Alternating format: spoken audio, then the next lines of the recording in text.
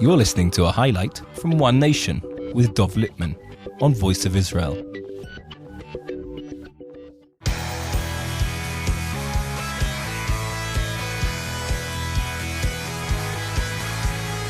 Hello, everyone, from Jerusalem, the eternal capital of the Jewish people.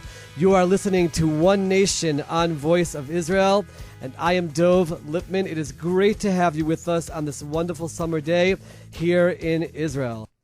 There are some important things that I want to talk about. And the first has been in the headlines throughout the week here in Israel and unfortunately made international headlines as well. And that is the saga of a new member of Knesset named Oren Hazan of the Likud party. He was number 30 on the Likud list for Knesset. And unfortunately, his story has brought disgrace to an institution, the Knesset, which I love.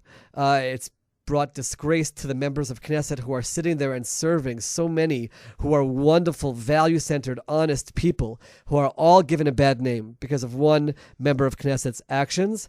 And there was international coverage of the situation. Essentially, it related to things that this member of Knesset did before he was in the Knesset, in the running of a casino in Bulgaria, where all kinds of immoral and unethical things were going on.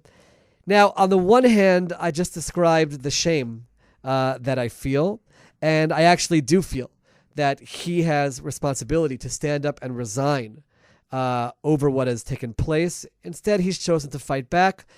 And the angle of the negativity is something which everyone has been talking about, and also the international shame. I want to focus on a slightly different angle, and that is, I'm happy that we have a culture in Israel which has developed over the last number of years of limited to no tolerance for improper behavior of elected officials. I'm sure there are places in the world where this kind of a story would be sensationalized and people would love talking about it, but the criticism towards the leader would not be as strong as it has been here. I certainly hope the Prime Minister will speak out about it. He hasn't because of internal issues in his party, which I don't want to get into. But I do believe that we have to continue sending the message that our leaders, both past and present, have to be pure, they have to be honest, they have to be people that can be looked up to. We live in a country where a former prime minister is going to jail for things that he did wrong.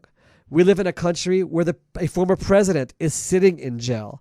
While on the one hand, it's sad that these leaders did things that are wrong, I'm very proud to live in a country where leaders are held accountable.